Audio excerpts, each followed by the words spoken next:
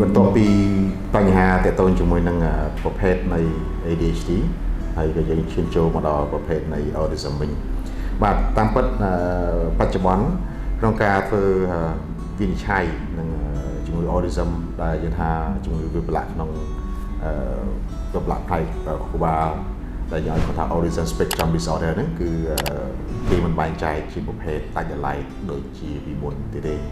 គឺមានថាតាំងពីហើយយើងទទួលបានការណែនាំតាមមួយចំនួនរបស់សភៅណែនាំ DSM-5 មកគឺនៅឆ្នាំ2013ហ្នឹងគឺគេចាត់ទុក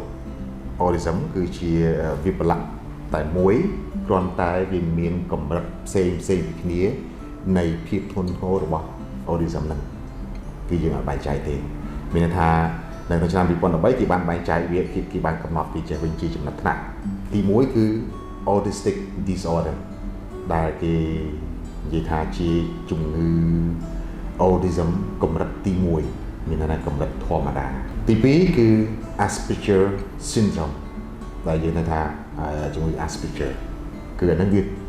កម្រិតទី2 level 2ទី3គឺទាក់ទងជាមួយ pervasive development disorder គឺមានថាការពិវត្តផ្សេងគឺវាចម្រុះគ្នាតែម្ដងហើយមួយទៀតគឺទាក់ទងចុងក្រោយគឺយើងដល់ទំនុកទម្ងន់ធ្ងន់ធ្ងរតែម្ដងគឺគេឲ្យឈ្មោះ Down syndrome ដែលជាកម្រិតធ្ងន់អញ្ចឹងគេបែងចែកវាជា level បាទជា level គឺ level 1 level 2 level 3 ហើយនិង level 4បច្ចុប្បន្ននេះ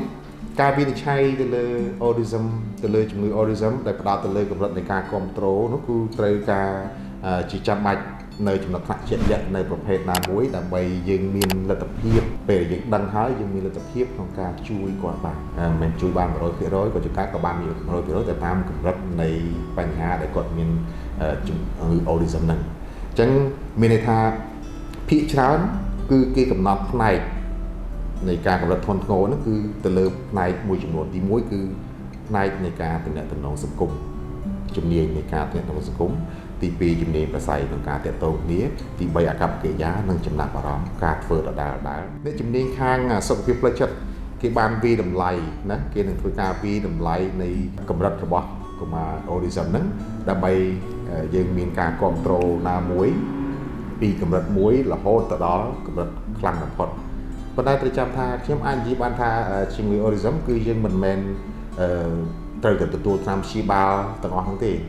គឺដល់ពេលនេះគឺយើងមិនទាន់មានថ្នាំណាដែលអាចព្យាបាលពួកគាត់បានទេប៉ុន្តែយើងមានវិធីដែលអាចជួយគាត់បានអាចថាយើងជួយដោយវិធី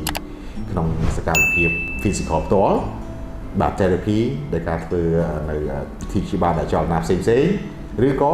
យើងអាចប្រើថ្នាំជាចំនួនខ្លះមួយចំនួនដែរប៉ុន្តែថ្នាំគឺគាត់ជាថ្នាំរងាប់អារម្មណ៍ថ្នាំអីផ្សេងតែប៉ុណ្្នឹងទៅមិនមែនថ្នាំព្យាបាលជំងឺ autism ទេមកដល់ពេលនេះខ្ញុំសូមនិយាយថាបើតាមខ្ញុំដឹងណាខ្ញុំសូមអធិស្ឋានដែរចំពោះលោកស្រីដែលជាគាត់មានជំនាញនឹងដែរហើយគាត់ថាមានថ្នាំព្យាបាលប៉ុន្តែខ្ញុំគិតថាបែរជាមិនទាន់មានទេជាពិសេសគឺថ្នាំរងាប់អារម្មណ៍ដែលធ្វើឲ្យគាត់គេងបានគ្រប់គ្រាន់ដែលធ្វើឲ្យគាត់មិនសូវជាឆេវឆាវធ្វើអារម្មណ៍របស់គាត់ដើរបានស្រួលជំនួយខួរក្បាលតែប៉ុណ្្នឹងទេមិនមែនថ្នាំព្យាបាល